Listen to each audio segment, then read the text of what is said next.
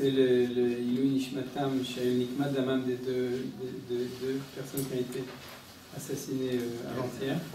Arav Achiyad Ettinger, Zecher Tzadik Vekadosh Libracha, le soldat que malheureusement je ne me souviens pas son nom, et le Refoua Shlema de l'autre soldat, et Mishuma on ne connaît pas son nom, une personne ne sait son nom, Shachem Mishlach le Refoua Shlema, Bezrat Hashem, et Sheniske Chodesh Adar Asot Nekama Bagoim Tochechot Beleum.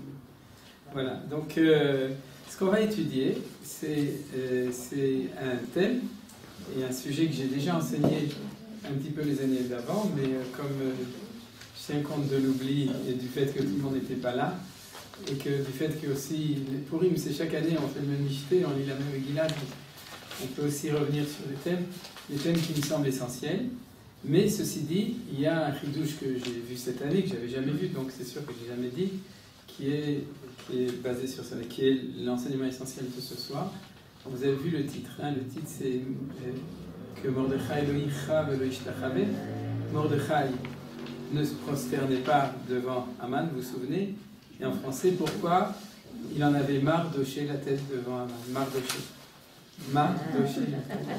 C'est un enseignement qui s'appelle Shar HaKavanot, Drush Purim, Drush Al.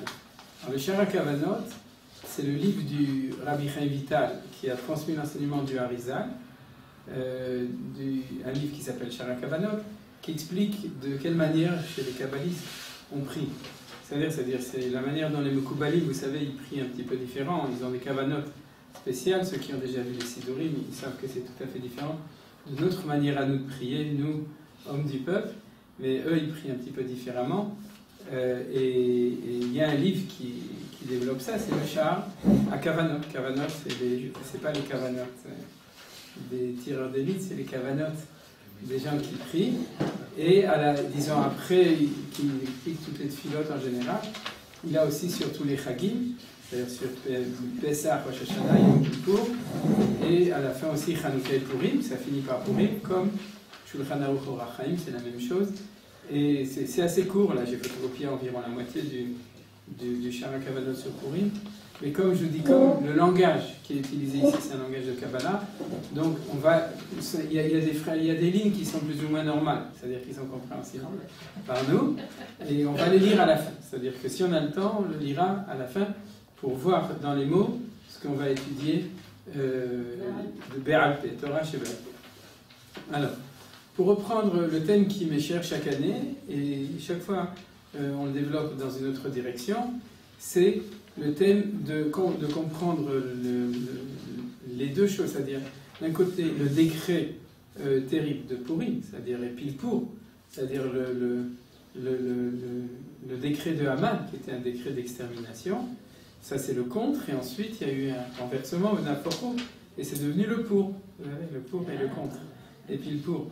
Donc il a fait ce goral, et ça s'est renversé l'année d'après, le 13 Adar, aujourd'hui, ce soir. C'est-à-dire ce soir, on est le jour où il y a eu le miracle. Hein. Le jour de Purim, ou de Shushan Purim, c'est post-miracle. C'est-à-dire c'est le jour du lendemain et du surlendemain. Mais le jour du miracle, c'est le 13 Adar. C'est le jour où on a fait la guerre. C'est la raison essentielle pour laquelle on va jeûner demain à partir de 4h33. Ah, voilà, c'est-à-dire Alot HaShachar, le Kula, c'est 4h33. Donc vous pouvez vous lever à 4h32, ou à 4h. Ça me gêne. Quoi ? C'est un truc pour les jeunes, ça. Nous, on n'a plus l'âge. Et donc, la raison essentielle pour laquelle on jeûne le 13 Adar, c'est parce qu'on ne fait pas la guerre. C'est-à-dire qu'il y a marqué dans la guerre contre Amalek, après le Midrash, qu'ils étaient le Ta'anit. C'est-à-dire où tu jeûnes, c'est-à-dire où tu fais quelque chose, tu jeûnes et tu pries, où tu prends les armes et tu vas te battre, ou tu fais les deux ensemble. Et c'est la raison. C'est-à-dire le jour important, en fait, c'est le 13, c'est pas le 14. Vous avez compris, le jour historique, c'est le 13. C'est le jour où on a vaincu Amalek, Haman, et c'est le jour où eux avaient fait le décret de nous exterminer. Alors, pour revenir, il y a le décret d'extermination et puis il y a le miracle. C'est-à-dire le renversement de situation. Et tout ça, c'est ce jour du 13 Adar. Et la question essentielle, c'est pourquoi il y a eu un décret comme ça, et pourquoi, s'il y a eu un décret, c'est que Hachem, il pensait que c'était peut-être... il fallait faire un décret comme ça. Alors s'il fallait, qu'est-ce qui a fait qu'il y a eu renversement de situation? Alors donc, vous comprenez que c'est les deux, c'est-à-dire, dans la Gemara, on dit Meika Ara, Maika Salkadater, ou Levasof, Maika Mashmalan. C'est-à-dire, au début, qu'est-ce qu'il pensait, à la fin, pourquoi est-ce qu'il a conclu autrement? S'il ne voulait pas faire de décret, alors qu'il a fait au début, c'est de faire un décret, alors pourquoi à la fin, on a été sauvé? Ça va dans les deux sens, c'est toujours la dialectique habituelle des choses. Alors, ce que fait le Shara Kavanot, c'est-à-dire, je vais appeler ça le Harizal, ce que fait le Harizal, c'est qu'il nous remet dans le contexte historique, et pratiquement chaque année, quand je donne un cours sur Purim, j'insiste sur le fait qu'il faut revenir au contexte historique. Alors le contexte historique essentiel, c'est que il y a trois, et là maintenant je donne l'enseignement de Raphaël Vital, du Harizal, il y a trois stades possibles de l'histoire, et qui sont aussi trois stades de la Hashgacha Elokit. C'est-à-dire il y a trois manière dont Akadosh Baruch Hu, il s'occupe de son monde et du peuple juif. Il y a Galout, il y a Geoula. Ça, c'est les deux stades normaux. C'est-à-dire où on est en Galout, où on est en Geoula. Mais il y a un stade intermédiaire très important, qui est le passage de la Galout à la Geoula. Vous me direz, il doit y en avoir 4. Il y a aussi celui de la Geoula à la Galout. C'est vrai. Mais comme je n'ai pas encore étudié, donc je ne peux pas vous faire de cours dessus. Et puis en plus, on a vu ça dans le Sfatemet la semaine dernière. C'est-à-dire que Shem Shemishenichnas Av Maatim Besimcha, c'est-à-dire qu'il y a en effet un parallèle entre la descente et la remontée. Mais on va s'occuper que de la remontée et savoir qu'il y a le stade donc de Galout, le stade de Géoula, il y a un stade qui est entre les deux, qui est, ce qu'on a vu déjà dans les cours d'avant, il y a des choses qui vont avoir de recoupement avec les 3 cours précédents, Aube, Atralta de Géoula, début de la Géoula, ou passage de Galout à Géoula. On avait vu, c'était l'aurore, c'était entre la nuit et le jour, c'était le moment entre les deux, ça on l'avait vu, vous savez. Et alors, comment est-ce que le Harizal nous enseigne les choses? Et ça qui est important. Alors de nouveau, j'ai vu par expérience d'enseignement de ça, que vous êtes obligé d'accepter certains axiomes, parce que si je devais les expliquer, alors ça prendrait plus de temps, mais une fois qu'on les a acceptés, ça prendrait trop de temps, on n'aurait pas le temps d'arriver à pourri, mais une fois qu'on les a acceptés, on se rend compte qu'ils nous aident à réfléchir malgré tout. C'est-à-dire il y a un petit axiome qu'il faut avoir accepté, puis après, on va pouvoir réfléchir. Alors, quel est l'axiome? C'est que, en fait, la manière dont Hachem il s'occupe de son monde, c'est-à-dire, elle est deux axiomes. Le premier, dans la Kabbalah, on voit qu'il y a dans la manière de comprendre la présence divine ou l'existence divine, il y a dans la Kabbalah un côté masculin, un côté féminin. Vous savez, j'imagine que vous savez, que dans le Harizal, et quoi? Ah, moi je l'ai déjà dit en plus. Et il y a des yichudim. Yichudim, c'est quand ils se rencontrent et qu'ils se marient et qu'ils ont des petits-enfants. Donc, ce qu'on appelle, il y a un côté masculin-féminin et l'unification entre eux. Et ça, c'est le premier axiome. Pourquoi ça vient beaucoup de questions? Parce que quand on fait les chemins, on dit que Dieu est un. C'est-à-dire Hachem Echad. Alors non, c'est pas possible. Alors ça, c'est un axiome. Si vous voulez absolument qu'on l'explique, alors je prendrai quelques minutes. Mais sinon, on peut accepter. Et le deuxième, c'est qu'il y a une correspondance de compréhension entre l'observation de l'être humain et la compréhension de la Hanaga Elokit, la manière dont Hachem dirige son monde. Et c'est marqué dans la Torah par le fait que l'homme a été créé Betzelem Elokim, ou Bidmuto, Bidmuto Betzelem. J'imagine que ça va s'arrêter dans quelques minutes. On peut leur demander de faire plus discrètement. Vous avez compris. Maintenant, l'enseignement du Harizal qui est basé là-dessus, c'est que la situation... alors, il faut ajouter une chose. Si on l'apprend de l'homme, il faut se souvenir qu'au moment de la création de l'homme, on a le fait qu'a priori, l'homme et la femme, ils ont été créés ensemble dos à dos. Vous vous souvenez? C'est bien. Et que, on avait déjà parlé, et que Akadosh Baruch Hu, il a vu qu'il ne se sentait pas bien comme ça, il se sentait seul, donc il a scié, ça s'appelle Nessira, c'est scié, il a scié l'être, Adam, qui était doux par Tsoufi, qui avait donc deux figures qui étaient l'un derrière l'autre, ils étaient collés dos à dos, il a scié, et à ce moment-là, ils se sont retrouvés face à face. Tout le monde savait ça, c'est pas la première fois qu'on étudie ces choses-là, c'est-à-dire, en ivrite, être dos à dos, ça s'appelle achor be'achor, achor be'achor, et être l'un en face de l'autre, c'est panim be'panim. C'est-à-dire, c'est être ce qu'on dit face à face, c'est-à-dire l'ifné Panim. Est-ce que la Kabbalah nous enseigne, et c'est là que je vous ai dit qu'il y a une espèce d'axiome, il faut accepter les choses, après on peut, c'est pas parce qu'on accepte qu'il n'y a pas d'explication, mais pour l'instant, quoi, pour pouvoir permettre d'avancer, c'est que la manière dont Hachem, au niveau de son côté masculin et son côté féminin, dirige le monde, peut être en situation qu'il est en dos à dos ou en panim el panim. Vous avez compris? C'est-à-dire que lui-même avec sa femme, ouais, c'est ce qu'on appelle, je l'ai dit hier aussi, les shem, quand on fait, avant de faire une mitzvah, un bon sfarad ou un bon chassid, il dit les shem yichud, yichud shabrichu shrinte. Vous savez. Yichud shabrichu c'est Akadosh Baruch Hu, shrinte c'est la shrina. La shrina c'est le côté féminin, c'est pour ça qu'elle s'appelle shrina, et Akadosh Baruch Hu c'est le côté masculin. Alors pour que les choses y marchent, quand on fait une mitzvah, il faut qu'il y ait union entre Kuchabrichu et Shrinte. C'est le Shem Yichud.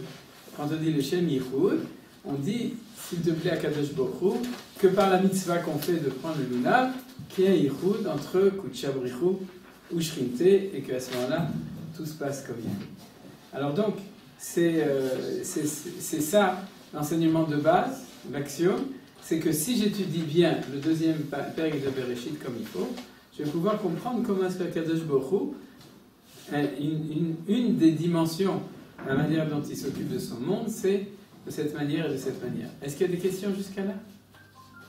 Ou est-ce que c'est trop compliqué? Est-ce que c'est trop clair? Quoi? Quoi? Non, ça va? Alors ensuite, ce que nous dit le Harizal, c'est qu'il nous dit que sache, d'ailleurs, celui qui explique très bien ça, c'est Rabbi Moshe Chaim Luzzatto, c'est le Ramchal, c'est pour ça que chaque fois qu'on étudie ça, on cite le Rabbi Moshe Chaim Luzzatto. Et ce que nous dit le Harizal, il nous dit comme ça. Cette chose-là, elle existe en haut dans la relation masculine et féminine dans le couple, elle existe en bas dans la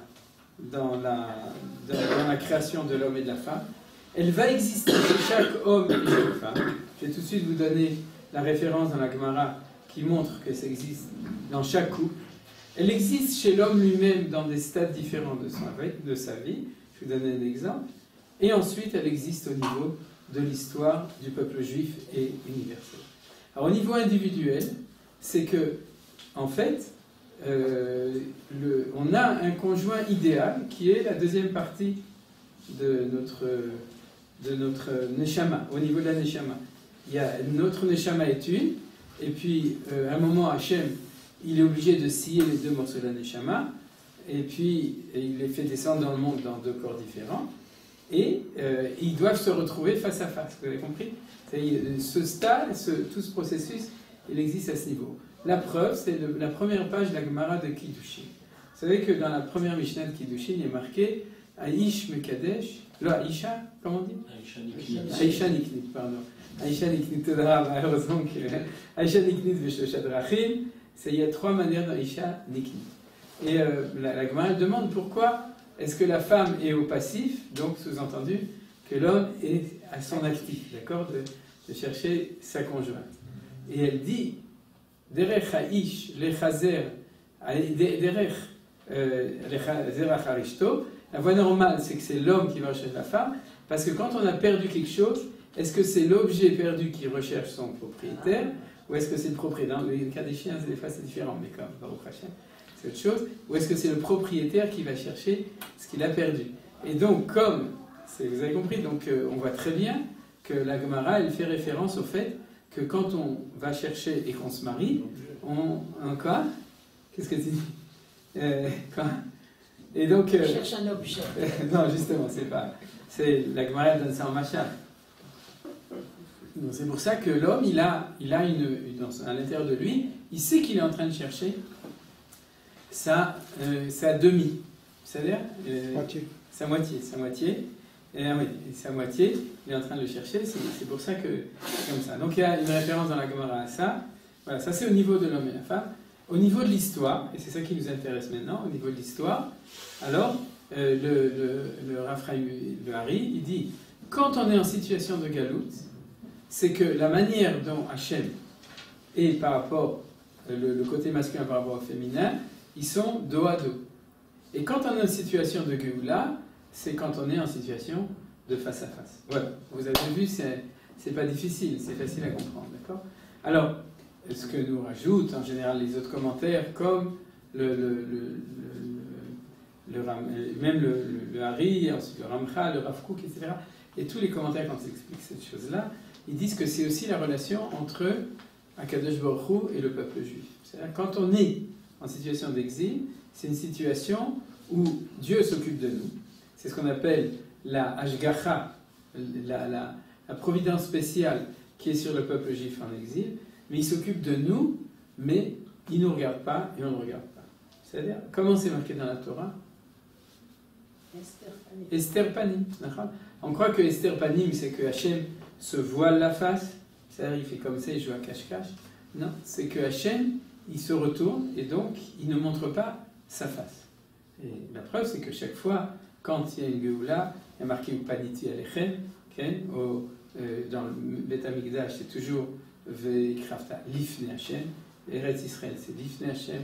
On a déjà parlé, Yerushalayim, c'est Lifne Hachem. Alors, Lifne, on traduit devant, mais en fait, c'est devant les panim de Akadosh Baruch Hu. C'est-à-dire qu'il y a une manière dans le monde, et quand Akadosh Baruch Hu, il a ses panim vers le monde, et que l'homme, le juif d'abord, et ensuite, il finit en fin de compte, le monde entier où Marit à panim, c'est-à-dire il se tourne vers Akadosh Baruch Hu, une manière dont le monde existe et marche qui est totalement différente du temps d'exil. C'est-à-dire pendant le temps d'exil, il y a Esther Panim, c'est ça que ça veut dire. Voilà. Jusque-là, vous avez compris? C'est bien. Dans la Birkat Kohanim. Oui. Hachem Panav Elecha. Nachon. Mais Birkat Kohanim, le vrai Birkat Kohanim, bien que c'est d'Oraïta, même Gvoulim, même au Bet HaKnesset. Mais le vrai de vrai, où il se fait? Bet Amikdash. Au Bet Amikdash, Nachon. Le vrai Birkat Kohanim, avec même, je ne sais pas s'il disait chez même le fourrage de Birkat Kohanim tout le temps, mais en tout cas, le vrai, c'est par Shachmini, d'ailleurs, le vrai Birkat Kohanim, celui qui a tout l'impact, c'est celui du Bet Amikdash. C'est-à-dire celui au Bet Amikdash. C'est autre chose, c'est un autre niveau. C'est pour ça qu'au Kotel, c'est déjà un peu plus fort que. Et quoi? Il marche au-dessus. Il marche au-dessus du Birkat Kohanim du Bet HaKnesset. Ouais. Sûrement, parce que quand le Kohen il a le dos au Kotel, c'est quand même, il est beaucoup plus près de la Birkat Kohanim du Bet HaMikdash. Au niveau de la halacha, c'est pas exprimé, mais au niveau Rouhani, c'est sûr que c'est comme ça. Voilà, donc tu as raison. Yair Hashem Panav, Issa Hashem Panav Elecha, il y a deux fois la notion de Ma'or Panim, c'est-à-dire d'éclairer la face. Voilà. Alors là. Est-ce que ça veut dire que Dieu recherche sa moitié aussi? Quoi? Ça veut dire que Dieu recherche sa moitié? Ouais. Qu'est-ce qu'on fait quand on est meilleur fait d'Udke, Bedavke, quand on est meilleur fait avec le Jabon? Qu'est-ce qu'on fait? C'est une bonne question. D'abord, quoi? Ouais, je voulais l'éviter, mais. Voilà, alors d'accord. Comme disaient les Cohen, ils veulent l'éviter. Alors donc. Qu'est-ce qu'on fait? Tout d'abord, la moitié féminine, c'est, d'après la Kabbalah, quand on parle de Shrina, c'est aussi, ça s'appelle aussi Knesset Israël, et c'est la Neshama de Klal Israël. C'est-à-dire que c'est pour ça qu'il y a toujours une relation très profonde entre la relation entre le peuple juif et Akadosh Baruch Hu, et la relation entre ces deux côtés. Maintenant, quand on parle de la Neshama Klalit, c'est une valeur. C'est une des représentations de la Elokut. C'est-à-dire que ce n'est pas nous, c'est pas toi ou moi, bien, même notre Neshama. C'est-à-dire que chaque partie, chaque Neshama dans le corps de quelqu'un, c'est une partie, c'est-à-dire qui est divine. Alors comme c'est une partie, donc c'est une émanation de la divinité de Hachem. Maintenant, l'émanation globale de toutes les Neshamot du Klal Israël, c'est les 600 000 Neshamot qui font un corps entier. C'est un corps spirituel, c'est-à-dire le corps de la nation, à ce moment-là, lui, ça s'appelle la Shrina Knesset Israël. Alors, quand, par exemple, on a vu ça avec le Kaddish et tout, c'est-à-dire quand Am Israël est en exil, à mesure où la Shrina, elle va avec nous, alors, à Kadosh Baruch Hu, est en situation de veuf, de divorcé, de Agoud. de séparer, etc. Donc c'est une situation où il y a souffrance de ce côté, il y a souffrance de ce côté. C'est-à-dire il y a une souffrance des deux côtés. Alors vous direz, alors il a qu'à reprendre la shrina et l'amener avec lui pour qu'il puisse éclater. D'accord ? Et à ce moment-là, qu'est-ce qui va se passer s'il reprend la shrina pour les juifs?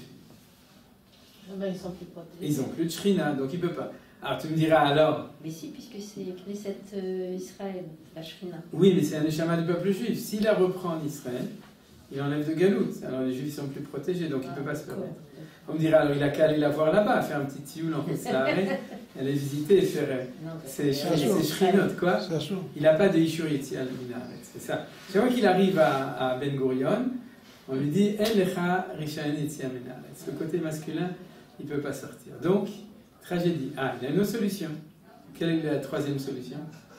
Puisque la Shrina est obligée d'être avec les Juifs. C'est que, c'est que tous les Juifs... De ramener les Juifs, pour ramener. Alors ça, c'est possible seulement. Est-ce que c'est lui qui ramène les Juifs de force ou il attend que les Juifs reviennent pour ramener la Shrina? Alors, il a attendu que les Juifs y ramènent, et puis, du coup, c'était un peu pénible. Et maintenant, à la fin, il a donné un petit coup de main, un petit coup de pied, et puis, pour que les Juifs reviennent, pour que la Shrina puisse revenir. D'où on le sait, pas sous Mefouraj Batora, Veshav Hashem et Shvutra. Hashem va ramener ta captivité. Or, il n'y a pas marqué Veishiv, l'Oneimar et la Veshav. C'est-à-dire que quand la captivité revient, alors lui revient avec moi. C'est des choses qu'on a déjà appris. Ou bien Anochi Eredimcha, Anochi Alcha Gamalo, Yosef Yashit Yado Alenecha, c'est-à-dire je descendrai avec toi et je remonterai avec toi. C'est-à-dire Anochi Alcha, où je te ferai remonter aussi. C'est-à-dire, vous vous souvenez. C'est-à-dire, de nouveau, ta question, elle est extrêmement pertinente et il fallait la poser. Ça soulève toujours la même chose, c'est-à-dire c'est le sujet toujours le même. C'est de comprendre que quand on étudie Pnimiut Torah, ou bien quand on étudie les grandes questions sur la Pnimiut Torah, on finit par comprendre que bien sûr qu'Akadosh Baruch Hu, il est tout puissant, il peut faire tout ce qu'il veut. C'est-à-dire, mais il y a un projet qui fait que lui-même, d'une certaine manière, est soumis. Il a la liberté totale de faire autrement, mais il y a un projet d'histoire, et comme dans ce projet aussi, on est l'associé, donc il est un petit peu soumis à la réussite du projet. Et de faire autrement, des fois, c'est un échec du projet où ça peut être une non-réussite, où ça peut poser des problèmes de souffrance ou de difficulté, etc.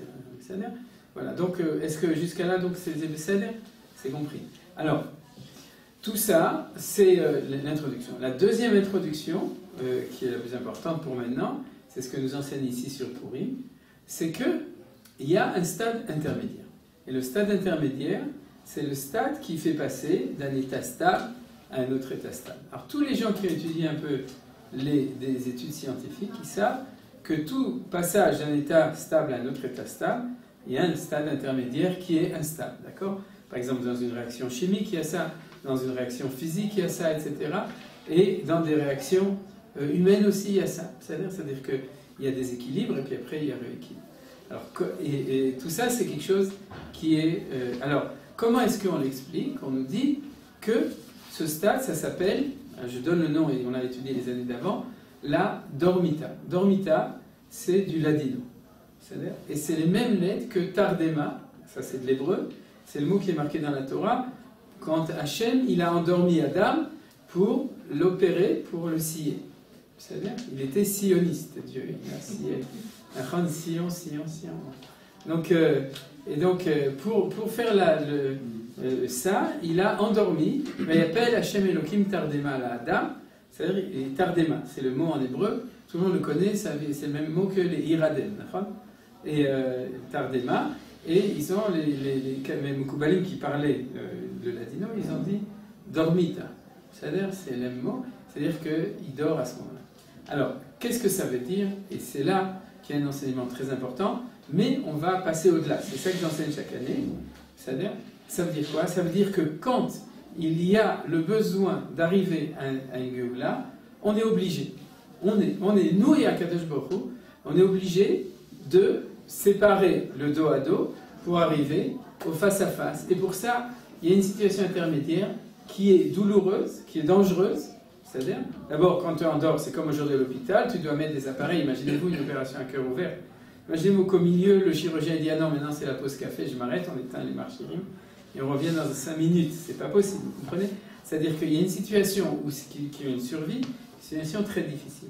Alors, cette situation, quand on revient à ça, c'est que le côté masculin, le côté de Adam, il est endormi à ce moment-là. C'est-à-dire, vous avez suivi le truc. Alors, nous dit le Harizal. Et ça, il faut le répéter chaque année, parce qu'il faut bien le comprendre. Il nous dit, sache que c'est ça l'équation du temps de Purim. Ça, vous avez compris? C'est-à-dire que les gens ne peuvent pas comprendre ce qui se passe au moment de Purim s'ils ne savent pas pourquoi ça se passe comme ça se passe. Vous avez compris? C'est-à-dire que c'est comme chaque chose dans la vie. Si jamais tu es hospitalisé, ça peut être parce que c'est une femme enceinte qui va accoucher, ça peut être quelqu'un qui est en train d'agoniser, ça peut être quelqu'un qui a l'appendicite, ou Stam, le chauffeur du Magen David Adom, qui est en train d'amener son... Et si tu ne sais pas ce que c'est, tu ne comprends rien. Alors donc c'est la même chose. Si on ne sait pas d'abord de quel temps d'histoire il s'agit, et comment ça marche à ce moment-là, on ne peut pas comprendre. Voilà. Alors le temps d'histoire, c'est le temps... L'histoire de Purim ne se passe pas pendant les 70 ans de Galout Bavel. C'est une erreur. C'est une erreur grossière. C'est l'erreur de Racine. Vous savez, c'est lui qui a écrit Esther. Je le cite chaque année. Vous savez. Donc ça prouve qu'il avait un problème avec ses Shorashim. Racine. Donc il n'avait pas étudié la Gemara, le Tanakh et tout comme il faut. Et donc il ne savait pas que bien que dans la Megillat Esther, le nom de Dieu n'apparaît pas, le Eretz Israël n'apparaît pas, le Yerushalayim n'apparaît pas et Shivat Zion n'apparaît pas. Et du coup, on croit que ça fait partie des 70 ans de l'exil de Babylone, puisque jamais il parle de quoi que ce soit. Il ne parle jamais. Par contre, les Chachamim, ils nous disent, Atrati Amalchut, qu'est-ce qu'ils disent? Atrati Amalchut, tout sauf le Beth Amikdash, qui risquerait de couper mon royaume en deux. C'est-à-dire, je te donne tout, Esther, sauf le Beth Amikdash. Le Beth Amikdash existait, il aurait dû être construit et il avait fait exprès de l'empêcher de reconstruire. Les Juifs étaient déjà revenus avant, à l'époque de Corée. Shivat Zion, les 40 000 Juifs qui vont faire le Yishuv et tout. Et on est donc dans le début de l'histoire du Yishuv en Eretz Israël et rien dans la Megillah ne nous indique ça. C'est pour ça que si on ne l'apprend pas, on ne saura pas. Alors donc on est dans le temps du début de Atralta de Géoula, de Shivat Zion, de l'aurore, du lever du soleil, etc. C'est le temps dont on parle maintenant. Et à ce moment-là, donc, en Eretz Israël, on a un Yishuv. Et ce Yishuv, pas encore avec Ezra et Nehemia, avec Zrubavel, Yoshua ben Yotzadak, le Kohen Gadol, Zrubavel, petit-fils du dernier roi d'Eretz Israël, donc futur roi de l'État de Yehuda qui va être, le roi de Yehuda, son grand-père c'était le dernier roi, et avec en plus 3 grands prophètes qu'on appelle des petits prophètes, Chagai, Scharia et Malachi, qui sont là. Et alors il y a tout ça en même temps, non, il faut leur dire... c'est pas possible, il faut leur dire que c'est pas possible qu'il y ait un cours de Torah. Voilà. Donc Purim en musique, on continue. Donc jusqu'à là, vous avez compris à quel point je me suis arrêté. Je me suis arrêté. Zorbavel. Quoi? Zorbavel et les... Ah ouais. Donc on est toute la période perse, c'est la période de la Dormita. Alors qu'est-ce que ça signifie la Dormita? Ça signifie qu'il y a un manque de Hashgacha, de Akadosh Baruch Hu sur le peuple juif à ce moment-là. Vous avez compris? Donc c'est une situation qui est extrêmement difficile. Alors, c'est pour ça que la Gemara demande où est marqué Esther dans la Torah. Elle répond Ve'anochi Aster Astir Panay Nehem. Donc on aurait dû amener d'autres psukim dans lesquels il y a marqué Vistarti Panay, Vayelechol, etc. Il y a d'autres psukim qui parlent du Esther Pani. Et la Gemara, dans Choulin, elle a amené ce passou qui est Aster Astir. Et Manitou l'expliquait. Ce qu'il faut savoir, que quand on est, maintenant j'utilise le langage du Harizal, quand on est à Chor Be'achor, dans une situation de Galout, on est en situation de Esther Pani. Quand il y a la Dormita, à ce moment-là c'est pire parce que c'est Aster Astir. C'est-à-dire que même le Esther de Galout, lui-même sera caché. Vous avez compris? C'est-à-dire même la Hashgacha qu'on avait en Galout, elle-même disparaît. Alors qu'est-ce qui se passe à ce moment-là? Alors on va voir qu'il y a 2 choses. La chose que... je vais citer une seule parce que sinon ça va prendre trop de temps et c'est pas là où je vais arriver. Donc, il y a ce que nous dit le Harizal. Il nous dit, à ce moment-là, apparaît Amalek. C'est quoi Amalek? C'est celui dans le monde qui sait déchiffrer cette chose-là. C'est-à-dire, il sait se rendre compte qu'il y a la Dormita. Alors, comme il sait qu'il y a la Dormita, il sait que Kiviachol, Akadosh Baruch Hu, ne nous protège pas à ce moment-là. On est en situation de danger énorme. Lui, Amalek, il existe tout le temps. Il Hashem ba Amalek midor dort. C'est-à-dire, mais sauf qu'il dort. C'est-à-dire qu'il est en situation de latence, c'est-à-dire pendant toute l'histoire.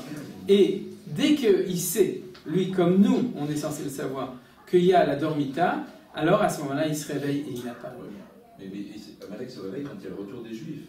Voilà. C'est un antisioniste. C'est un anti-sioniste de la Tralta de Géoula. C'est-à-dire aussi après, mais après, ça y est, on lui complète. C'était la même chose aussi en Égypte. Voilà. Alors, c'est pour ça, tu as tout à fait raison, que d'après l'enseignement, par exemple, du Baal HaTurim et d'autres, chaque fois, de tous, c'est-à-dire chaque fois qu'il y a un début de Géoula et qu'arrive le moment de la dormita, Amalek apparaît. Alors la première fois, c'est lui qui a prévenu Lavan que Yaakov s'est enfui. Et c'est pour ça que dans la Haggadah, on nous dit que Lavan a voulu exterminer Bikesh Lavan la Koret Akol, parce que c'est celui qui était l'esprit de cette chose-là qui était derrière, c'est Amalek. Amalek, c'est pas le royaume du temps. Le royaume du temps ici, c'est Achashverosh. Le royaume de l'époque, c'était Lavan. Le royaume de la sortie d'Égypte, c'est Pharaon. Mais le cerveau qui est derrière, c'est un Amalécite, c'est Amalek. Et donc, je crois qu'on va finir par... Voilà, ok, c'est-à-dire, vous avez compris. C'est ça la deuxième solution, c'est que vous approchez un peu, ou que moi je ne peux plus bouger, et qu'à ce moment-là vous entendiez mieux. Ok, d'accord. Alors, ce phénomène-là d'apparition d'Amalek, alors de nouveau, Amalek peut être tout le temps, et on pourrait faire un cours sur l'Amalek de chaque génération, et il y a des rabbanim, chassidim et autres moussards qui disent que dans le cœur de chacun, il y a un petit Salamalek, et qui est là, et qui le safek, etc. Et tout. Tout ça c'est vrai. Mais il y a le vrai phénomène d'histoire qui est celui de Amalek, et celui-là, de manière précise, apparaît au moment de la sortie de la Géoula, de Galout, pour arriver. Alors, ce temps, qui s'appelle le temps de Dormita, de Tardema, il a un autre nom, c'est le Derer. Pourquoi? Parce que le passage d'un état stable à un autre état stable, c'est un processus qui s'appelle un chemin. C'est d'accord? Quand on fait ses valises, on s'en va, et qu'on est en chemin pour arriver dans un nouvel endroit, alors on est Bader. La preuve, c'est que quand, dans Parashat Zachor, on a lu, Zachor et Asher Asa Alecha Amalek, Baderech Vesetra Mimitzrayim, Asher Kacha, Baderech Vezevecha Kol Anershanim Acharecha. Il y a marqué 2 fois Baderech. Souviens-toi de ce qu'a fait Amalek Baderech. Donc, chaque fois qu'on est Baderech, il y a Dormita. Chaque fois qu'il y a Dormita, c'est le signe qu'on va aller vers mieux, puisque ce n'est pas une Dormita de Khurban, c'est une Dormita de Binyan, de Géoula. Donc c'est une préparation, une gestation à une situation encore meilleure qui va être Panim el Panim, mais ce temps de passage incontournable, d'ailleurs c'est le mot passage, derrière, à ce moment-là, va y avoir Amalek. C'est-à-dire il y a Amalek qui apparaît. Tout ça, c'est ce qui explique pourquoi, au moment de la sortie d'Égypte, dès qu'on a passé la mer Rouge, Amalek apparaît. Comme j'ai dit, quand Yaakov s'enfuit de chez Lavan, c'est-à-dire à ce moment-là, Amalek apparaît. Quand on revient en Eretz Israël, à l'époque de Shivat Zion, Israël et Nehemia, Amalek apparaît. Et quand on revient en Eretz Israël, au moment du retour en Eretz Israël de la Géoula, Shlema de maintenant, donc la fin de l'exil de Rome et de Ishmaël, Amalek apparaît. Alors, puisque les gens qui ne connaissent pas ça pourraient dire « Oui, mais comment on pouvait savoir et à quel moment, etc. » Réponse, il y a un céder, il y a un ordre des choses qui nous est exprimé ici, que ça va être entre le moment où il va y avoir le début, oui, ça y est, on peut changer. Qu'est-ce que vous préférez? Changer. Allez, on change. Donc on était sur le chemin, il y a Amalek. Alors ce que je disais, c'est que de ce point de vue-là, et c'est ce que disait Manitou, premièrement, la Shoah, qui était l'apparition d'Amalek de notre temps, les gens peuvent dire non, peut-être qu'il y a encore quelque chose qui nous attend après. Tout d'abord, j'ai une bonne nouvelle, c'est qu'une fois qu'on est arrivé à bon port, c'est-à-dire en Eretz Israël, en principe, Amalek, il ne peut plus. Vous comprenez? Alors vous me direz oui, mais jusqu'à ce qu'on arrive, on arrive. Alors c'est vrai. Il y a encore des volontés de Amalek, la preuve, Ahmadinejad et tous les autres, et tous les trucs où les organisations palestiniennes qui aimeraient bien. Il y avait eu un reportage intéressant sur Arte. Ouais. Bon, lorsque Hitler a envahi la Russie en juin 1941, a commencé la Shoah par balle. Et en novembre 1941, le moufti de Jérusalem a rencontré Hitler. Et en janvier 1942, il y a eu la conférence de Wannsee. Certains historiens commencent à dire que c'est le moufti qui a convaincu Hitler de mettre en place une organisation systématique d'extermination des Juifs. Hitler, bon, je veux dire, Hitler était déjà convaincu, c'est pas qu'il avait... Il a commencé en 1933. Mais je dirais, dans la logique, dans l'enchaînement des événements, il y a une logique tout à fait... Enfin, il y a une logique. Et donc, le moufti, ça ressemble étrangement à ce qui s'est passé au moment de l'époque de Beit Sheni, donc de Shivat Zion, des Arabes Premières, parce que... alors, je vais tout de suite dire en quoi ça ressemble dans 2 minutes. C'est-à-dire, mais en fin de compte, Aman, c'était pas quelqu'un de Shushan, quelqu'un qui habitait en Judée-Samarie. C'est-à-dire après tous les Midrashim. Il habitait chez les Samaritains de l'époque. Donc, et lui et sa famille, et ses enfants, et sa femme sont partis là-bas pour justement pour empêcher la reconstruction du temple. Traduction pour faire le Sefer Halavan, le livre blanc, pour empêcher le retour en Israël. Alors donc d'après cette lecture, la déclaration Balfour précède, parce que c'est à partir du moment où on a un début.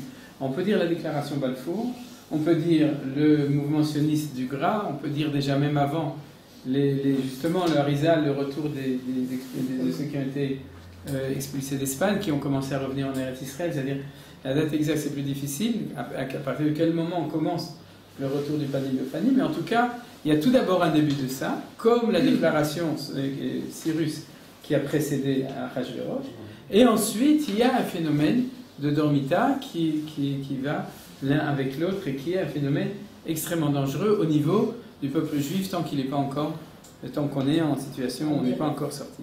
Alors, c'est-à-dire, si vous voulez, on va lire les choses, et dans le texte du Harizal, comme ça vous verrez que c'est des choses qui sont marquées, et puis après, on va continuer notre étude avec la deuxième partie qui est nouvelle, parce que jusqu'à là, les gens qui étudient d'année en année, ils finissent par connaître les choses.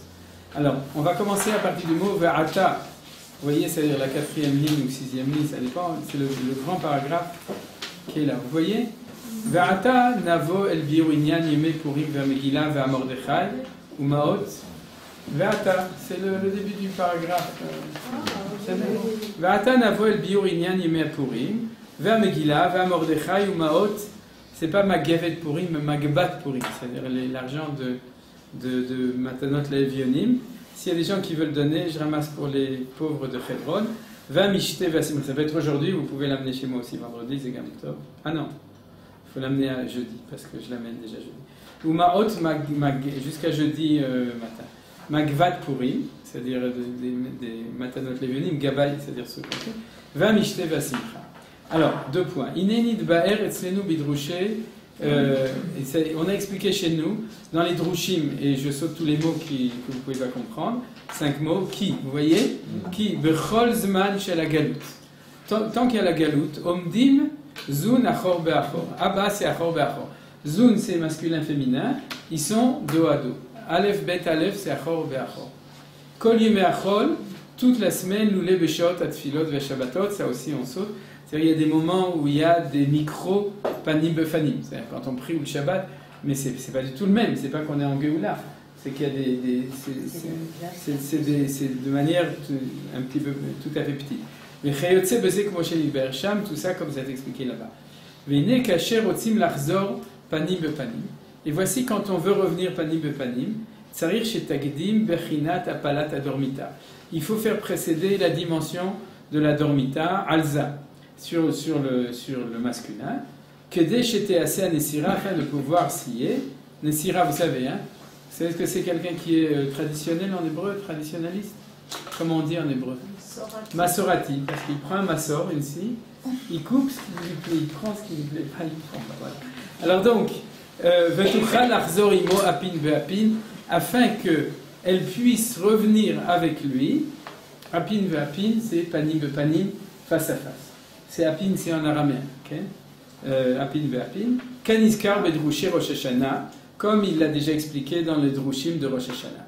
Veliot, et étant donné, Kinyan Mordechai ve'Esther aya besof hashivim shana shel galut Bavel.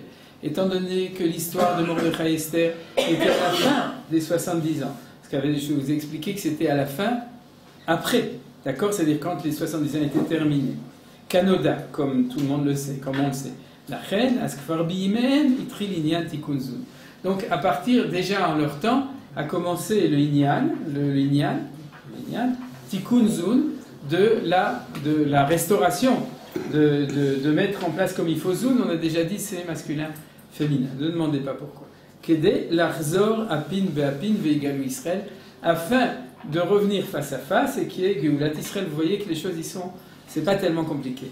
V'inyan atralazo inyan adormita. Et tout ce truc-là, c'est le principe de la dormita, shenaase az bimem, qui a eu à ce moment-là. Vezesod atzara atzuma shaita az Israël.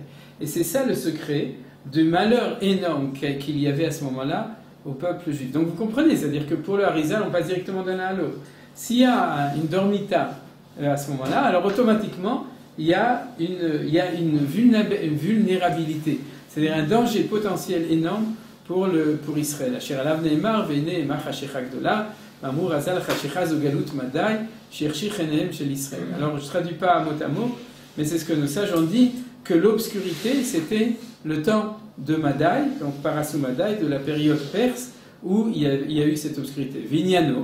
Donc le principe, pour ceux qui ont perdu, c'est le premier mot de la ligne, où le fichier A, c'est parce qu'à ce moment-là, Aya Za, était le côté masculin, Besod Adormita, dans le secret, quand on dit secret, c'est parce que c'est des notions, comme vous avez vu, qui sont extrêmement profondes, fondamentales. C'est-à-dire dans le secret de la Dormita.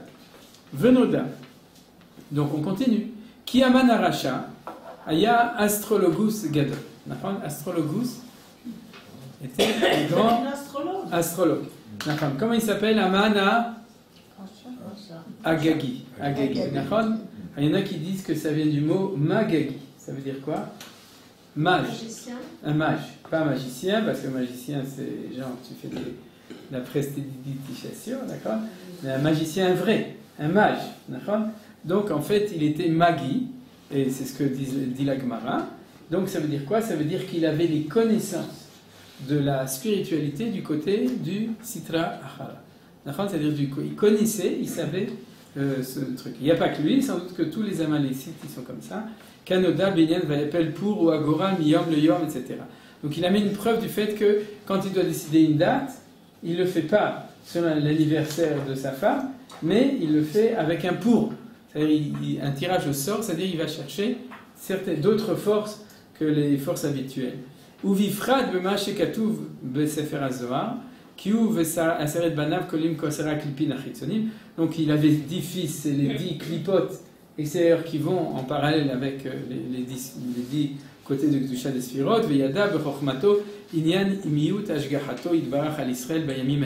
Donc par sa sagesse de maléfique, j'ai rajouté le mot maléfique, il savait le principe du fait qu'à ce moment-là, il y a peu de Hashgacha de Akadosh Baruch Hu sur Israël, Bayamimem, Lioto Bifrinat Hashena, parce qu'il y avait une notion de dormita, en hébreu Tardema ou Shena. Et c'est important, parce que comment est-ce qu'on sait qu'il le savait? Parce que le Midrash nous dit qu'il est allé chez Achashverosh et qu'il lui a dit quoi? Yeshno Amechal, ça on a vu, c'est-à-dire il y a Yeshno que Akadosh Baruch Hu Yashen. Alors, la Gemara dit autre chose, ça va ensemble, mais les Midrashim et la Kabbalah dit Yeshno, c'est sache que le côté masculin est en train de dormir, donc c'est le moment où on va pouvoir les exterminer. C'est comme ça qu'il a commencé la proposition à Achashverosh d'exterminer tous les Juifs. C'est-à-dire, donc c'est ça que Yashen, c'est ça qu'il veut dire. Velachen chashav ve'ala belibo. C'est pour ça qu'il a pensé qu'Azman Mouchan la bête sonem chez Israël, c'est le moment d'exterminer, c'est marqué dans le langage inversé, ceux qui sont les ennemis d'Israël, c'est-à-dire, il faut inverser. Vezas, ça veut dire Zesod, Inyan Vikwa, Haman, Imachashverosh, Imiale Beyadam et Tzazo. Donc c'est ça le secret de la discussion entre Haman avec Achashverosh, est-ce qu'ils vont pouvoir réussir, puisqu'ils savent que Hachem nous aide, d'accord? Donc l'autre va lui dire mais ça va pas marcher. Il dit si, yeshno, c'est-à-dire c'est bon, c'est le moment. Veshivlo aman yeshno am echad vedarshu razal yeshenu Eloha shelahem ve'avenze. Donc c'est ça que lui a répondu Aman. Yeshno am vedarshu razal, le midrash de Razal, yeshenu Eloha shelahem, leur Dieu est en train de dormir. Ve'avenze, il comprend bien ça. Ve'avenze, quand les Mekoubalim disent Avenze, c'est que tu as intérêt à comprendre parce que il faudra aussi le comprendre pour la suite des événements. Veliot ki adormitai le tovatam shel Israël, kedei shetinaser anekeva machorei verzu panim bepanim, vegalu Israël uvine betamikdash.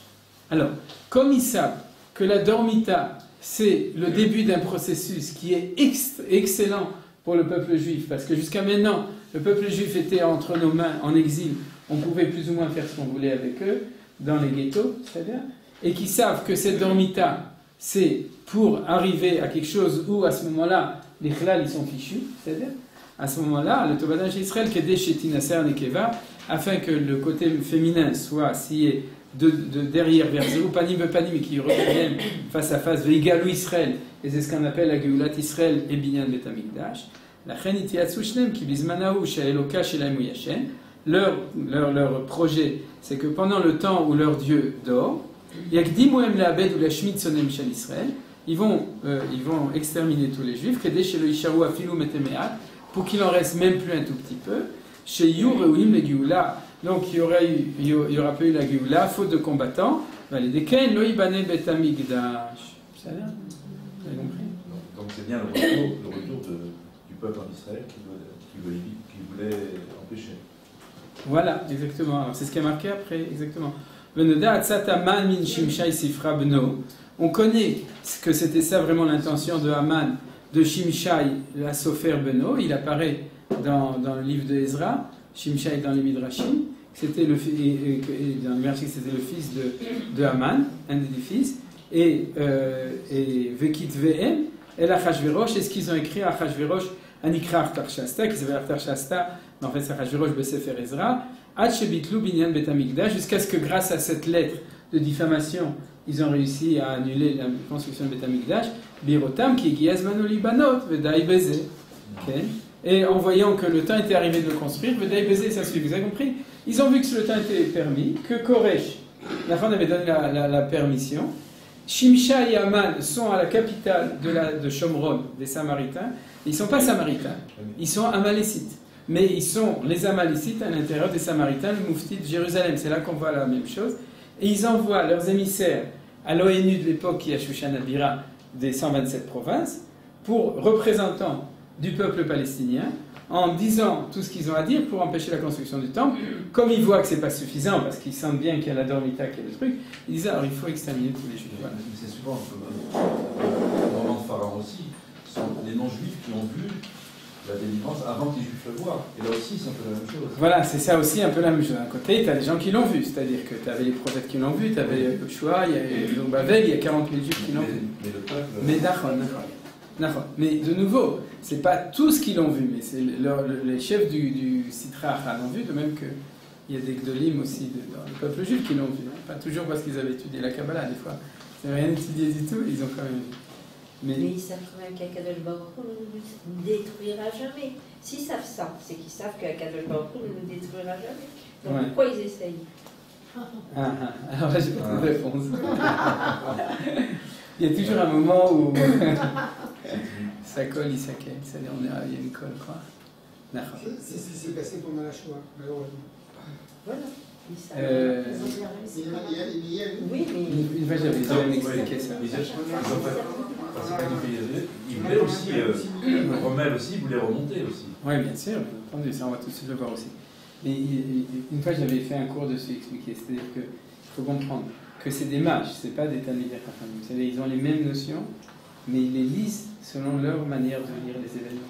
Par exemple, ils ne sont pas dans la... il y a énormément de notions comme la tchouva, comme la liberté du peuple juif, comme la sgoula d'Am Israël qui ne reconnaissent pas. Par exemple, un chrétien dira mais c'est nous Israël, donc c'est bon.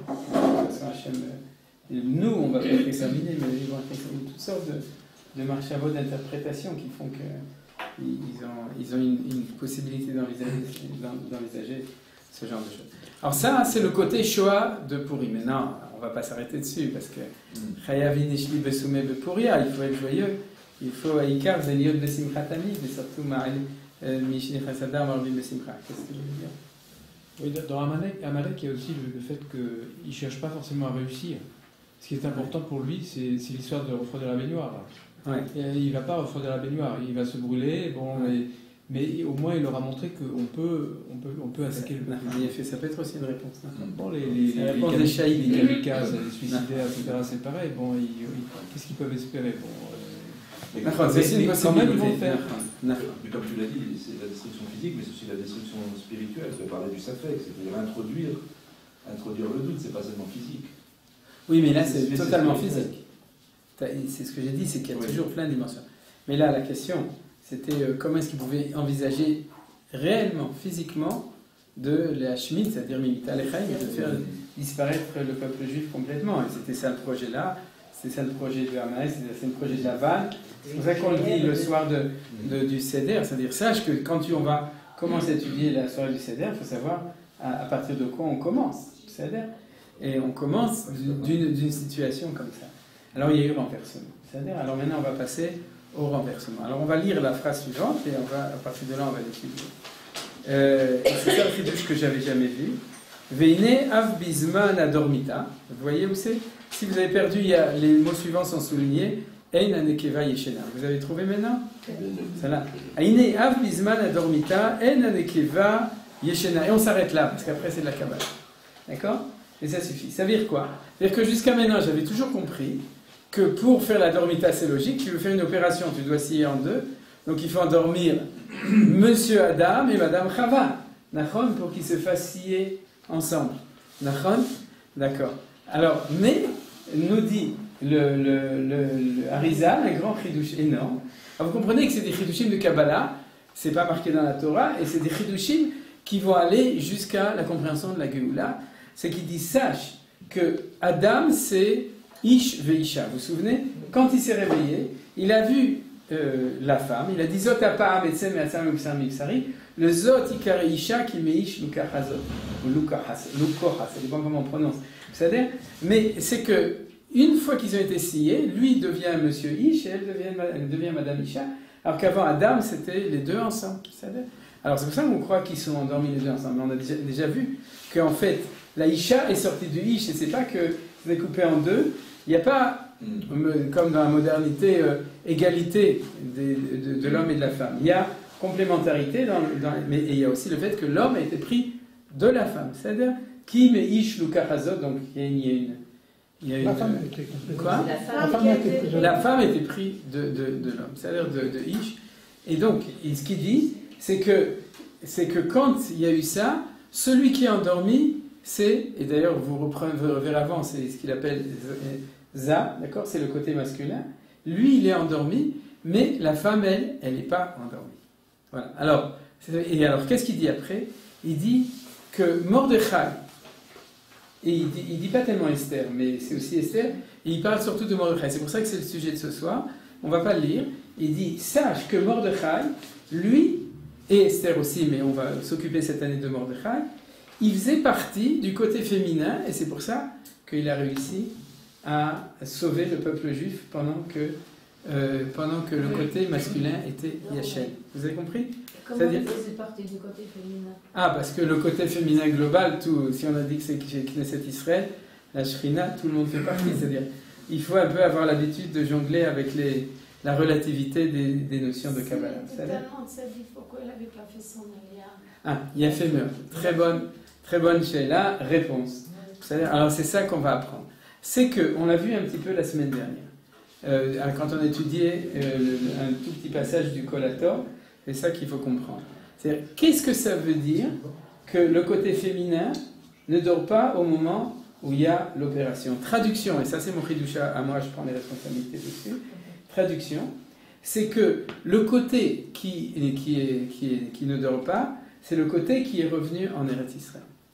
Et c'est Knesset Israël. C'est-à-dire que, je vais traduire en modernité, déclaration Balfour, il y a une partie du peuple juif qui revient en Eretz Israël, et cette partie-là, elle ne dort pas. C'est-à-dire, qui est-ce qui dort?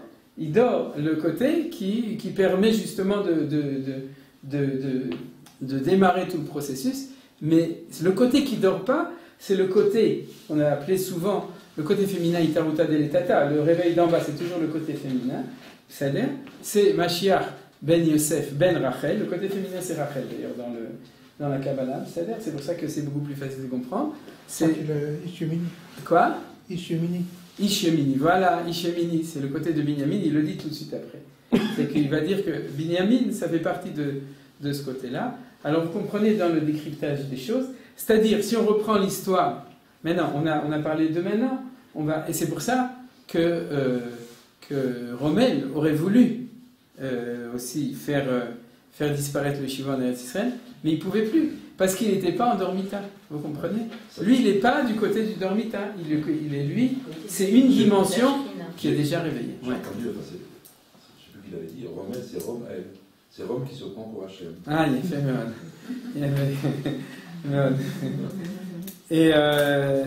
Et donc,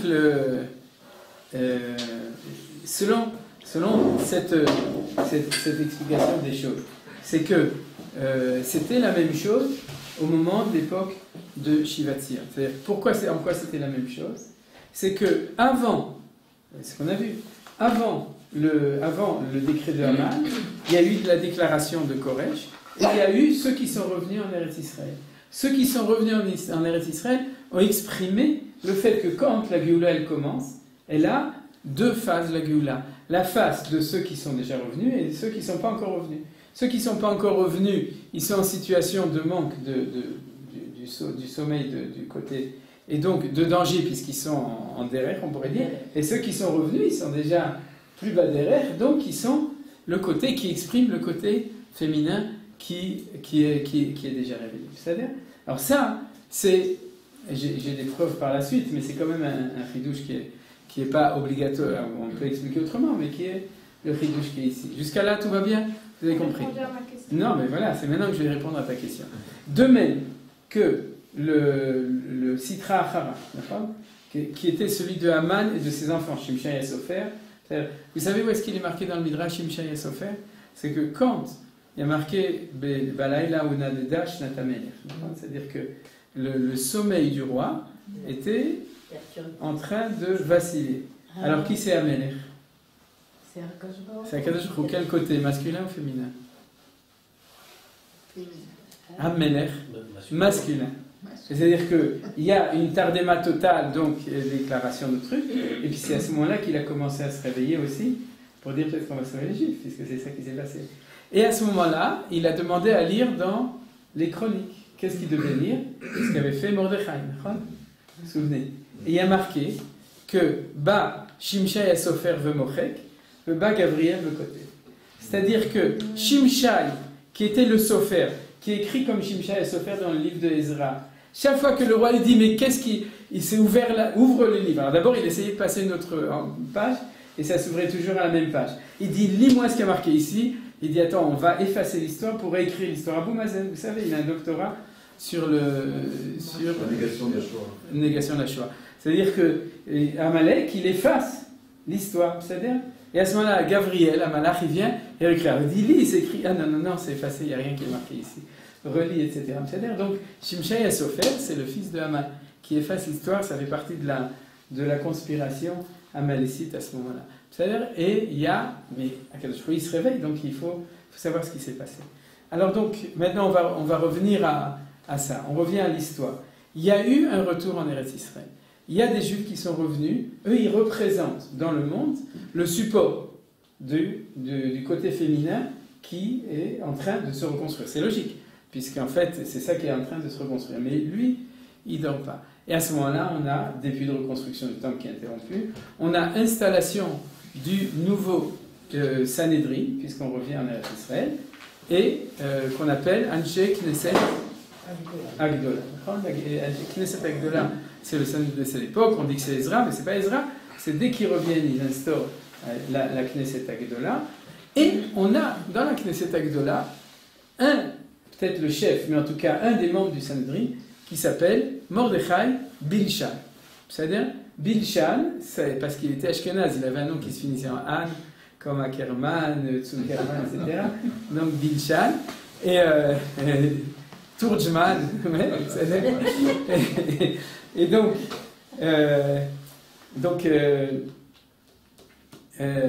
c'est marqué dans le Midrash, il faisait partie du Sanhedrin. Et il s'appelait Bilshan parce que où il y a Dal et Daber Beshivim Lashon. Or il est marqué dans la Gemara de Sanhedrin que dans le Sanhedrin on doit avoir des gens qui comprennent tous les langages pour pouvoir juger tous les cas, même si les personnes qui arrivent ne parlent pas l'hébreu, même s'ils parlent le chinois. Seulement, le problème, c'est qu'on n'a pas le droit d'utiliser un traducteur, parce que le traducteur peut mal traduire, donc il faut qu'il y ait au moins un dayan qui comprenne toutes les 70 langues. Alors, le spécialiste, et c'est déjà marqué dans la Mishnah aussi, dans ma le spécialiste linguistique du Sanhedrin de l'époque, c'est Mordechai. C'est pour ça qu'il s'appelait Bilshan, parce qu'il avait étudié Balshanout à l'université hébraïque de Jérusalem. Balshanout, vous savez ce que c'est? Linguistique. Donc c'est pour ça qu'il s'appelait Mordechai Bilshan. Alors donc, ils sont allés chercher dans le Sanhedrin quelqu'un qui allait pouvoir défendre la cause de la Judée contre le décret des Samaritains palestiniens de l'époque qui ont été envoyés en délégation à Man et ses 10 enfants et sa femme Zeresh à Shushan. Il nous faut un délégué de la Knesset de Yerushalayim, qui sache parler le langage de l'ONU pour pouvoir défendre la cause des Juifs à l'ONU. Comment il s'appelle? Mordechai. Et de notre temps? Danny Danon. Oui, mais allez, le meilleur, Bibi Netanyahu. Vous savez, c'est the best of the best, Bibi. Parce que c'est incroyable, c'est-à-dire qu'il parle la langue de toutes les nations, c'est l'anglais, mais c'est pas grave, il parlait un langage que toutes les nations, et il sait leur dire ce qu'il y a à dire. C'est-à-dire, après, il ne peut pas rester tout seul, il faut qu'on l'aide. Mais au niveau de la Safa, c'est-à-dire celui qui est à l'endroit où il y a les 127 États du monde, et il faut parler pour défendre la cause de Eretz Israël, il faut quelqu'un. Ils ont dit il n'y a pas mieux que Mordechai, parce que c'est le seul qui va pouvoir. Où on a une preuve dans la Megillah qui parle plein de langues? Parce qu'il a compris ce qu'il disait les deux tueurs. Voilà, les deux. Nachon, quand les décrets. Or, il s'est convaincu qu'il ne comprenait pas, alors qu'il était membre du Parlement des 127 provinces. Il était représentant de l'État juif là-bas. Donc, normalement, ils peuvent bien s'imaginer qu'il est cultivé. Non, ils se sont dit oui, il parle yiddish, il parle hébreu, il parle anglais, mais il parle quand même pas le toursi. D'accord, il parlait toursi d'après le truc. Hein. Ils étaient tars. Et donc, lui, il a compris parce qu'il était Mordechai Bilshan et qu'il était celui qui était le porte-parole de la cause juive là-bas. C'est-à-dire, vous avez compris tout ça. Tout ça, c'est marqué dans les commentateurs. Pourquoi? Parce que, réponse à ta question, au moment de Koresh, 2e chapitre de Sefer Ezra, on nous donne la liste de ceux qui montent en Eretz Israël. On nous dit Zerubbabel ben Shaltiel, Yehoshua ben Yosadak, et Mordechai Bilshan. Il est marqué clairement. Et donc le Ralbag demande, si c'est comme ça, qu'est-ce qu'il fait à Shushan au moment du roi Achashverosh qui est venu après? Il dit parce qu'il est reparti. Alors pourquoi il est reparti? Alors ça c'est une explication, mais pour défendre la cause. C'était lui qui pouvait. Alors maintenant on va terminer le cours en fait. Maintenant vous comprenez. Qu'est-ce que représente quelqu'un qui est ou le roche du Sanhedrin, c'est-à-dire la tête du Sanhedrin, même le membre du Sanhedrin ultime, puisque c'est celui qui parle toutes les langues. Donc c'est celui qui a... Qu'est-ce qu'il représente? Il représente la partie du peuple juif qui représente le réveil du côté féminin qu'on appelle donc Rachel, etc. Ou le côté féminin, il le représente. Il n'est pas lui-même tout seul, c'est pour ça l'étonnement de maman, c'est-à-dire lui il est masculin. Mais il fait partie d'un mouvement qui est celui du réveil de Eretz Israël. Vous avez compris maintenant? Alors c'est ça le chidouche. C'est que s'il a pu sauver, c'est parce que s'il avait été Shushani, s'il était quelqu'un de Shushan, c'est-à-dire s'il était un juif de Suse, c'est-à-dire à ce moment-là, il n'aurait pas été capable d'avoir les arguments parce qu'il aurait été relié avec la Dormita. Celui qui était capable de pouvoir sauver la cause du peuple juif à Shushan, c'est celui qui n'était pas Shushni, c'est celui qui était déjà Eretz Israéli, donc il faisait partie du réveil. Et c'est comme ça qu'il a pu sauver les choses. Vous avez compris? C'est ça le chidouche du shiur d'aujourd'hui. C'est-à-dire de comprendre, parce qu'on ne savait pas, on comprend très bien que Mordechai et Esther sont des figures exemplaires. Ils ont réussi à faire tchouva au peuple juif qui est mauvais kiblou, de recevoir la Torah de nouveau. Ils ont réussi à renverser Haman. Ils ont réussi à retourner Achashverosh. Ils ont réussi aussi il a réussi à se faire nommer Mishneh Lamelech Achashverosh, c'est-à-dire le vice-roi de l'Empire perse. Donc il y a une Géoula qui est quand même basée sur deux figures exemplaires qui sont Mordechai et Esther. Alors, on se demande toujours qui c'est. On dit Mordechai et Tzadik, Mordechai et Tzadik, Mordechai et Tzadik, tous les petits enfants. Ils se déguisent en Mordechai et Tzadik. Mais d'où vient cette force? C'est ça la question qu'on a demandé maintenant. D'où vient cette force? C'est que quoi? Esther, elle vient aussi. Oui, sans doute, mais il n'en parle pas ici. Donc, je ne sais pas. Dans Shushan, il y a Shen ou... Quoi? Dans le mot Shushan. Ah, il y a Shen, il y a Femod un peu, oui. Ouais, Il y a Femod, pas la cave. Et donc, ça veut dire qu'il fallait quelqu'un qui venait de ce coif du côté féminin, qui ne dormait pas, pour pouvoir réveiller. Ce qu'on a dit, le côté masculin, c'est Natameler, et Bichlal, réussir cette Géoula, qui est la Géoula de Purim. Donc il y a un côté hyper positif, il y a un côté qui est optimiste aussi dans tout ça, c'est qu'il y a une possibilité de réveiller tout ça. Alors, on arrive au titre du Shio. C'est quoi? Au Mordechai, Lo Yichrav et Lo Yishtachave.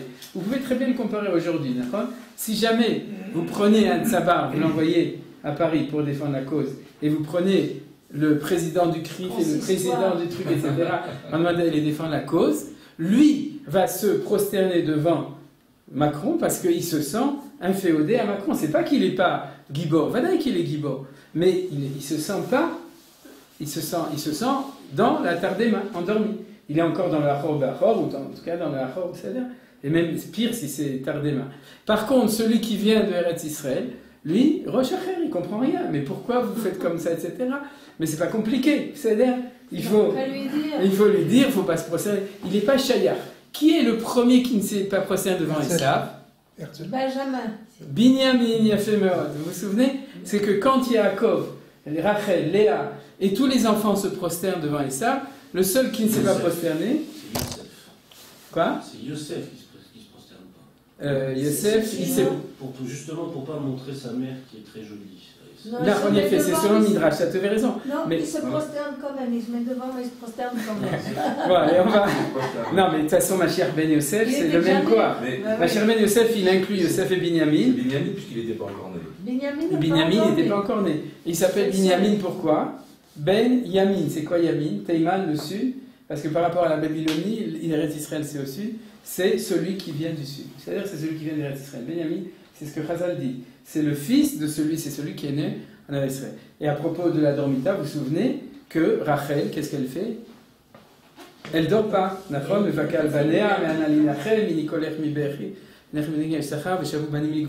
C'est celle qui est là pour dire revenez. Donc vous voyez, il y a Rachel, il y a Yosef, il y a Binyamin, il y a tout ça, qui sont ce côté qui est là pour se réveiller, pour réveiller les autres, pour pouvoir revenir. Donc Binyamin ne se prosterne pas. Mordechai Ish Yemini, il faut voter à droite. Donc Yemini, ils vont. Mordechai, il vient et il arrive là-bas, mais il est Ish Yemini, Yehudi Ish Yemini, et il voit cet Amalécite. Donc, s'il avait une Neshama de Dormita, il aurait dit, lui, on est fichu. C'est-à-dire, il y a Amalek qui est devant moi, il dit qu'il faut se prosterner, non seulement on est fichu, mais surtout si on ne se prosterne pas, on va être fichu. Il faut se prosterner devant lui pour attendre que ça passe, et puis à ce moment-là, on continuera la galoute, Achor Be'achor, etc., etc. Lui comprend que ça ne marche pas comme ça, et que le Yichav l'Ishtachar. Et tous les rabbinim qui ont été invités par Achashverosh, qui ont vu les ustensiles du temple, qui ont vu les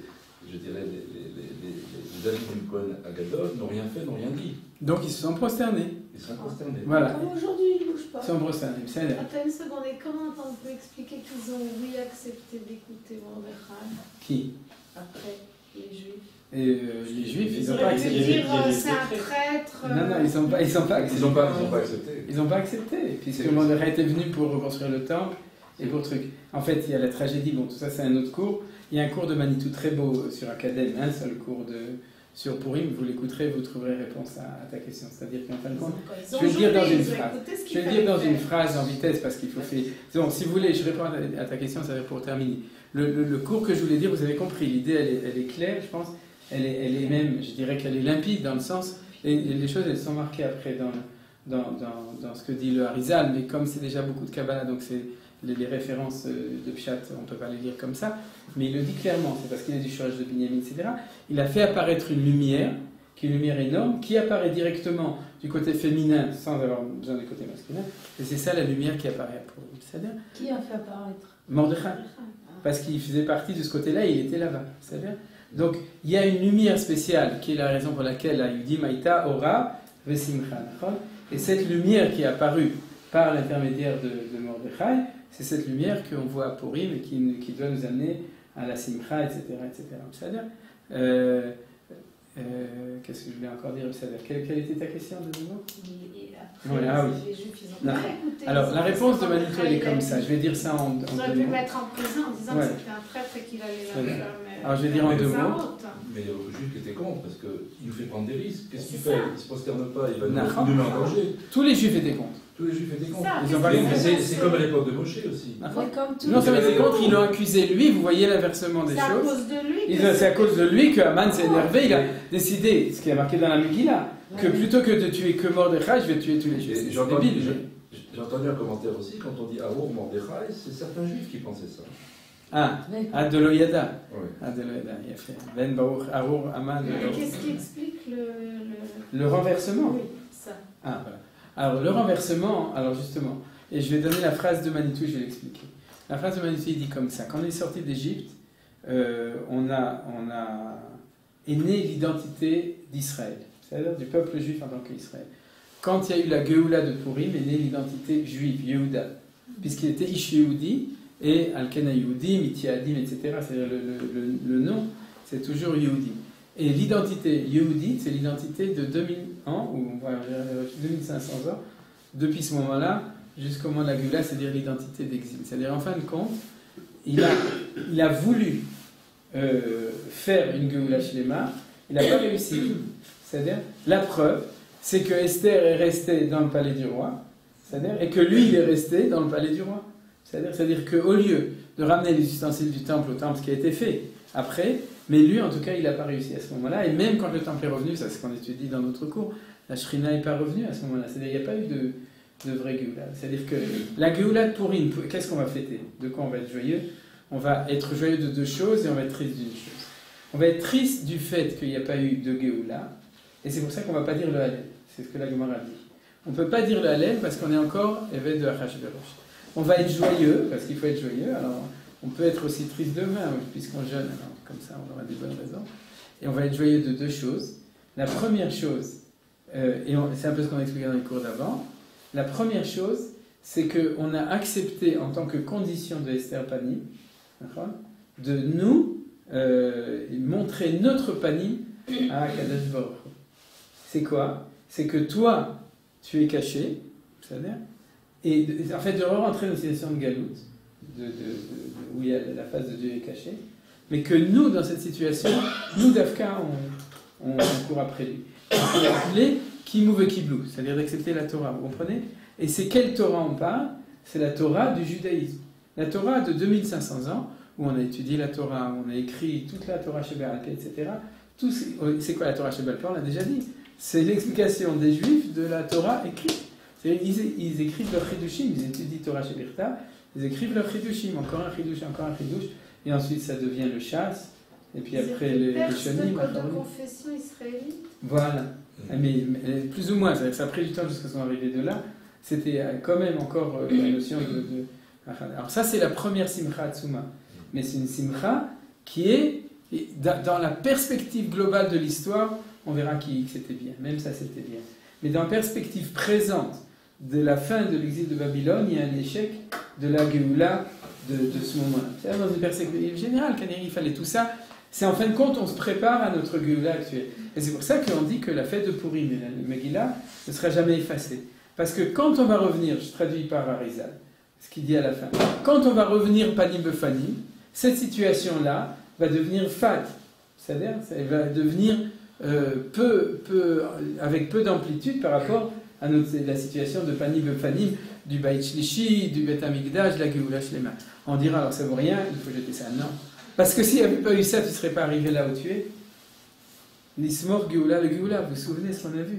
C'est-à-dire, tu crois que tu peux arriver directement à Nissan et que tu n'as pas eu toute la gestation, toute la préparation, tous les efforts, tout ce qu'on a fait pendant 2500 ans, c'est pas ça qui a véritablement la Géoula d'aujourd'hui. C'est pas parce que les sionistes ont dit qu'ils n'avaient plus besoin de la lumière de Purim qu'on n'a pas besoin de la lumière de Purim, les sionistes pas religieux. Ils ont dit la Torah, c'était bien pour la galoute. Maintenant, on a la Géoula, comme ils le comprennent, c'est-à-dire qu'ils sentent qu'il y a un panim de fanim tel qu'ils le comprennent eux-mêmes. Je fais attention aux mots, mais vous comprenez l'idée. C'est-à-dire, ils sentent qu'il y a un retour. Eux, ils n'en parlent pas de manière de Torah, mais ils le sentent. On n'a pas besoin il faut avoir les mots. Quand on les a pas, on le sent autrement. Et dire, alors, du coup, ce qu'il y avait avant, tout cet état, toute cette éhara-là, elle est plus utile. Et c'est pas vrai. C'est-à-dire qu'on doit continuer tout le temps, même quand il n'y aura pas ni befanim, on continuera à rappeler cette éhara miuchedet qu'il y a eu, et qui était celle-là. Et la deuxième chose, qui est aussi importante, je finis le shiur, la deuxième chose, ça c'est des idées que je répète chaque année, mais c'est bien, il faut se préparer à Purim. C'est-à-dire, là je mélange toutes les idées en même temps, je fais un pot pourri. Et donc, alors on a dit la première, c'est Kimouve Kiblou, c'est l'idée de Kabbalat Torah Mechadash, de recevoir la Torah. Et la deuxième, c'est que Aman, quand il a dit Yeshno, il a dit que le peuple juif était Mefuzar ou Meforad. Mefuzar, c'est dispersé de la diaspora, Meforad, c'est divisé. C'est-à-dire que même dans la même ville, mais il faut qu'il y ait deux synagogues, celle où tu vas et celle où tu vas prier. C'est-à-dire qu'il y avait une marloquette, il y avait une division au niveau du peuple juif. Et ce qu'il a été métaken, c'est qu'il a dit, ce que les juifs ont dit, ils ont dit à Kadosh Baruch Hu, Mefuzar, on continue, mais Meforad, on est métaken. C'est-à-dire qu'on se réunit. Comment on appelle ça, se réunir en hébreu? Oui, ça c'est le mot moderne. Mais rassembler les gens. Knesset. L'air Knesset kol hayudim. Et c'est pour ça que l'endroit qui remplace le temple dans la communauté s'appelle Bet HaKnesset. Ça j'avais déjà dit. Ça ne s'appelle pas Bet Fila, ça s'appelle Bet HaKnesset, la maison du rassemblement. Et ça a commencé à ce moment-là qu'on a en fin de compte créé le microcosme de chaque communauté au niveau de la Hardout, au niveau communautaire. Vous comprenez les enjeux du retour de notre temps. C'est-à-dire c'est le communautarisme, etc. Et quand on revient ici, c'est compliqué, c'est Msouba. En tout cas, pendant le temps d'exil depuis ce moment-là, on était en deux choses. Bet Midrash, Kimouve Kiblou, Bet Knesset, c'est-à-dire c'est le rassemblement des choses. Alors comment on l'exprime? C'est pas, je le dis toujours en français, par les 4 M. Mishte, Mishloach Manot, Matanet Levionim et Megillah. Pourquoi? Parce que je t'aime, tu m'aimes, on s'aime, ça fait 3 mêmes. Donc 3 M. C'est-à-dire, et alors donc, c'est le fait de faire un mishté, le fait de donner Mishloach Manot et Levionim, c'est exprimer le fait que tu crées une relation virtuelle, parce que tu n'es pas tous ensemble, mais tu es en connexion avec tout le monde. Tu es en connexion avec ceux que tu invites, tu es en connexion avec ceux qui sont tes amis, tes relations avec qui tu envoies des Mishloach Manot, et chacun envoie l'un l'autre, etc. Et aussi avec ceux qui ne sont pas tes amis, mais il ne faut pas les oublier, c'est qu'on a toujours besoin d'un plus petit que soi. C'est-à-dire on a besoin de penser aussi à ceux qui ne sont pas tes amis, parce que mais ils sont là, ils font partie de l'Am Israël, c'est la Zaka, c'est le Matanot Levionim. Donc si on fait Matanot Levionim Mishté comme il faut et Mishloach Manot, on a créé une connexion, en fait, entre tous les juifs du monde, et on a fait et le même, c'est Mashiach. Il a fait même.